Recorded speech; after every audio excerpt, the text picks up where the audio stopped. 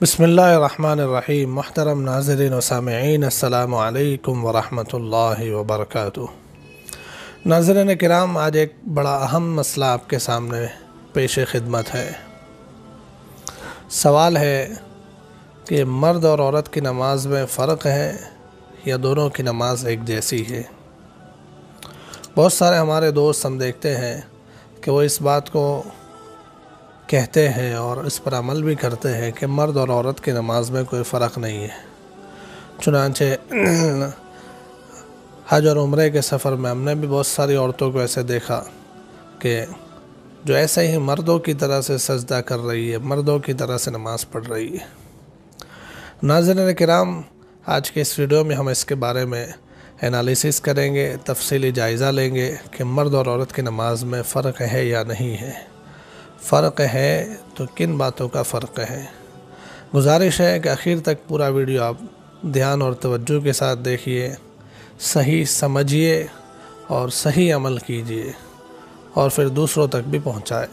नाज़रीन किराम, अल्लाह जल्ल शानुहु ने हर इंसान को उसकी सलाहियत और उसकी फ़ितरी ताकत के मुताबिक अहकाम का पाबंद बनाया है। हमें बनाया है हमारे खालिक और मालिक अल्लाह जल्ल शानुहु ने। अल्लाह ही को पता है कि हमारे अंदर कितनी ताकत है, क्या सलाहियत है। उसी के एतबार से उसने हमें बंदगी का पाबंद बनाया है। मर्द और औरत की बनावट में फ़र्क रखा गया है, उनकी जिस्मानी शक्ल व सूरत में फ़र्क है, उनके इमोशंस में, इनके जज्बात में फ़र्क है, इनकी सोच में फ़र्क है, इनके अंदर का जो फितरी जज्बा कहा जा सकता है, इनके अंदर की हया और शर्म में, इसमें फ़र्क है। दोनों की ज़िम्मेदारियों में फ़र्क है, दोनों की चाल ढाल में फ़र्क है और इस फ़र्क को हर कोई समझता और मानता है। इसके बावजूद भी लोग मर्द और औरत में बराबरी की बातें क्यों कहते हैं कि जैसे मर्द बाज़ार में रहकर कारोबार करे और खुलेआम फिरे, ऐसे औरतें भी फिरनी चाहिए। ये ख़याल जो है ये हकीकत को न मानने वालों के लिए है। जो हकीकत को नहीं मानते और जो सिर्फ़ गलत नारों पर और चंद चीज़ों पर अपनी बातों को रखते हैं, ये उन लोगों का काम है। वरना जिनके सामने हकीकत है उनका तो कहना यही है कि मर्द और औरत में जब सारी चीज़ों में कुदरती तौर पर और फितरी तौर पर फ़र्क है तो दोनों की ज़िम्मेदारियाँ, दोनों के कामकाज, दोनों के काम करने का एरिया और सर्कल और दोनों की जो है अंदाज़ तरबियत अलग अलग होना चाहिए। चुनांचे इसी को लेकर हमें ये भी बतलाया गया है कि मर्द और औरत की नमाज में थोड़ा सा फ़र्क है, क्योंकि औरत के अंदर फितरी तौर पर हया है और औरत औरत ही है, यानी औरत पर्दे की चीज़ है। तो उसकी ज़ात के अंदर मौजूद हया और उसे जो पर्दे का हुक्म है, पर्दे में रहने की बात है, अपने आप को छुपाने की बात है, इसको लेकर कुछ फ़र्क मर्द और औरत की नमाज में है। और ये मैं अपनी तरफ से नहीं कह रहा, ये हदीसों में मौजूद है। कुछ फ़र्क ऐसे हैं जो साफ़ तौर से हदीसों में बतलाए गए हैं और कुछ फ़र्क ऐसे हैं कि जो हदीसों में साफ़ तौर पर नहीं है, लेकिन हदीस से जो कानून और जो रूल समझ में आता है, उस रूल के अकॉर्डिंग हम समझ सकते हैं कि यह फ़र्क भी होना चाहिए। चुनांचे नाज़रीन, अब मैं आपको तफसील के साथ मर्द और औरत की नमाज के जो फ़र्क है उसको बतला रहा हूँ। आप एक एक बात को ध्यान और तवज्जो के साथ सुनिए और सुनकर उसके मुताबिक अमल करने की कोशिश कीजिए। ख़ास करके हमारी माँ बहनें जो इस वीडियो को देख और सुन रही है, इनके लिए भी है कि अपनी नमाज में अगर इनमें से कोई गलती हो तो उसको दुरुस्त कर ले। और हमारे जो भाई इस बात को देख और सुन रहे हैं, इनसे दरख्वास्त है कि अपने घर की औरतों की नमाज को इसके सहारे चेक कर ले। पहली चीज़ जो है मर्द और औरत की नमाज में जो फ़र्क है कि मर्द जो है तकबीर तहरीमा में, यानी जब नमाज स्टार्ट करते हैं उस वक़्त जो हाथ उठाते हैं तो कानों तक हाथ उठाते हैं। मर्दों के लिए कानों तक हाथ उठाना सुन्नत है, जबकि औरतों के लिए सिर्फ़ कंधों तक और सीने तक हाथ उठाना सुन्नत है। यहाँ तक اس کو اس نے ہاتھ کھول کر اپنے آپ کو ظاہر کرنے سے روکا گیا ہے، اور یہ حدیث پاک میں موجود ہے۔ دوسرا فرق جو ہے وہ یہ ہے کہ اگر عورت نے شال پہنی ہوئی ہے، دوپٹہ لگایا ہوا ہے، چادر لگائی ہوئی ہے، اور اسکارف اور جس کو ہم رومالی کہتے ہیں ایسی رومالی پہنی ہوئی ہے، تو عورت جو ہے اپنے ہاتھ اس کے اندر سے باہر نہیں نکالے گی۔ ہاتھ اٹھانے کے لیے اندر ہی اندر اس طرح سے سینے تک ہاتھ لے لے گی اور تکبیر تحریمہ کے بعد اپنے ہاتھوں کو باندھ دے گی۔ لیکن مرد نے اگر سردی کی وجہ سے شال پہنی ہوئی ہے یا اس نے کوئی ایسا بڑا رومال چادر لگائی ہوئی ہے، تو اس کے لیے حکم یہ ہے کہ مرد تکبیر تحریمہ کے وقت اپنے ہاتھ اس میں سے نکالے گا اور باہر نکال کر وہ کانوں تک لے جائے گا اور پھر تکبیر تحریمہ کہے گا۔ تیسرا فرق ناظرین یہ ہے کہ ہاتھ جب تکبیر تحریمہ کے بعد باندھے جاتے ہیں تو مرد اپنے ہاتھ جو ہے یہ اپنے ناف کے نیچے باندھتا ہے، ناف کے فوراً بعد نیچے، لیکن عورت جو ہے اپنے ہاتھ اپنے سینے پر باندھے گی، یہاں پر مرد جو ہے ناف کے نیچے باندھیں گے۔ چوتھا فرق یہ ہے کہ جب رکوع کرنے کا موقع آئے گا تو رکوع میں عورت جو ہے معمولی سی جھکے گی، صرف جھکنے کا ایک اشارہ ہوگا معمولی، اور مرد جو ہے پورا جھکیں گے، جس کو ہم اس سلسلے کی جو ویڈیوز ہے تفصیلی ہماری محفل نماز نبوی، اس میں رکوع کا تفصیلی طریقہ موجود ہے، اس میں دیکھ سکتے ہیں کہ مرد کے لیے کتنا جھکنا ہوتا ہے، کتنا جھکنا ضروری ہے اور کتنا جھکنا سنت ہے۔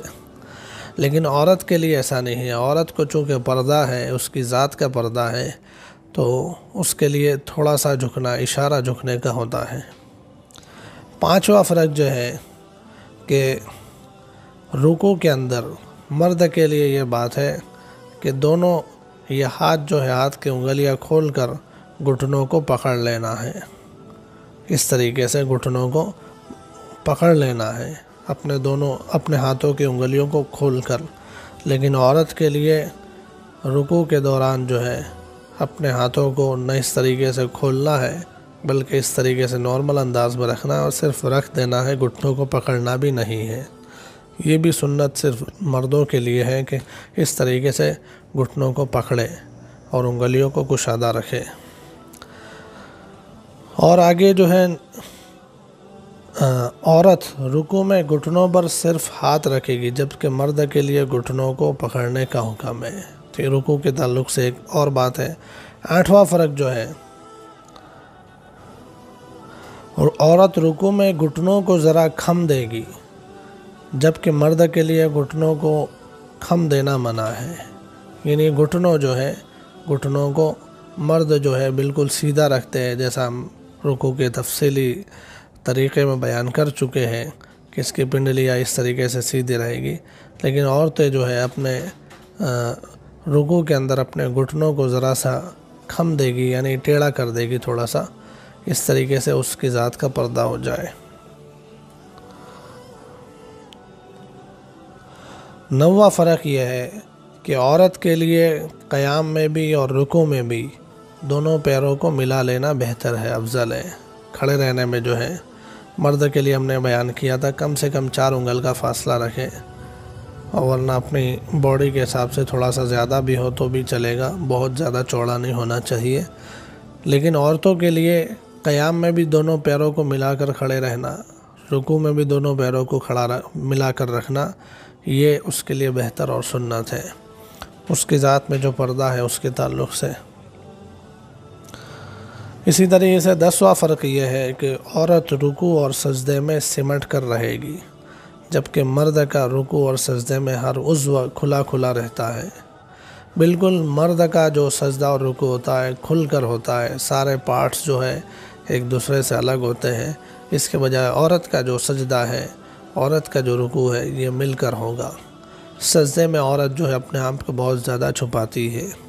جو عورتیں مردوں کی طرح سے سجدہ کرتی ہے تو بہت برا معلوم ہوتا ہے دیکھنے سے، اور بہت یعنی اس کی ذات کا کوئی پردہ باقی نہیں رہتا۔ مردوں کی طرح سے سجدہ کرنا عورت کے لیے کسی بھی لاجک سے صحیح نہیں ہے۔ ہم نے دیکھا کہ کچھ عورتیں جو ہے مردوں کی طرح سے سجدہ کرتی تھی، حرمین میں ہم گئے تھے تو دیکھ کر ہی بہت برا محسوس ہوتا تھا کہ اس عورت کا پردہ کیسے باقی رہتا ہے۔ لیکن جو عورتیں صحیح طریقے پر، سنت طریقے پر اپنے آپ کو چھپا کر سجدہ کرتی ہے تو ان کا سجدہ محسوس ہوتا ہے۔ تو عورت جو ہے اپنے سجدے میں اور رکوع میں اپنے آپ کو بہت چھپائے گی، سمٹ کر سکڑ کر ان کا سجدہ ہوتا ہے۔ عورت کے لیے سجدے میں دونوں قدم کھڑے کرنے کا حکم نہیں ہے، بلکہ وہ بیٹھے بیٹھے زمین سے چمٹ کر سجدہ کرے گی، جبکہ مرد کے لیے دونوں پیروں کو کھڑا کر کے انگلیوں کو قبلہ رخ کرنے کا حکم ہے۔ عورت سجدے میں اپنی کوہنیوں کو بچھا کر رکھے گی، جبکہ مرد کے لیے کوہنیوں کو اٹھا کر رکھنے کا حکم ہے۔ یہ جو کوہنی ہے سجدے میں زمین سے اونچی رکھتے ہیں مرد لوگ، عورتیں جو ہے اپنی کوہنی کو اس طریقے سے چھپا کر نیچے رکھیں گی۔ کب قاعدے میں بیٹھنے کا جو طریقہ ہے اس میں بھی ایک فرق یہ ہے کہ قاعدے میں جو ہے مرد کے لیے یہ ہے کہ اپنا داہنا پیر کھڑا کرے اور بایاں پیر بچھا کر اس پر بیٹھ جائے، جبکہ عورتوں کے لیے یہ ہے کہ اپنے دونوں پیروں کو اس طرف سے نکال دے اور اپنی جو ہے سرین پر بیٹھ جائے، جس کو تورک کہتے ہیں، عربی میں اس کو تورک کہتے ہیں، کہ دونوں پیر دائیں جانب باہر نکال کر پھر نیچے بیٹھ جائے۔ پھر اسی طرح سے ایک اور فرق یہ بھی ہے کہ تشہد میں جو ہے اپنی انگلی کو، تشہد کے وقت عورت اپنی انگلی کو ملا کر رکھے گی اور مرد جو ہے اپنی انگلیاں اپنے حال پر رکھیں گے۔ یہ تشہد کے موقع پر بھی انگلیاں جو ہے اپنی عورتیں ملا کر رکھنی چاہیے۔ ایک فرق یہ بھی ہے کہ عورت امام نہیں بن سکتی، عورت کے لیے امامت جائز نہیں ہے، جبکہ مرد امام بن سکتا ہے، مرد امامت کروا سکتا ہے۔ تو یہ چند فرق ہے، یہ صرف میں نے آپ کو نماز کے اندر کے فرق بتلائے ہیں۔ کچھ اور فرق ہے جو اور نمازوں کے تعلق سے ہے، جو انشاءاللہ پھر کسی ویڈیو میں اس طرح کی تفصیلات آپ کے سامنے آئیں گی۔ اب تک کے لیے اتنی ہی باتیں کافی ہے۔ السلام علیکم ورحمۃ اللہ وبرکاتہ۔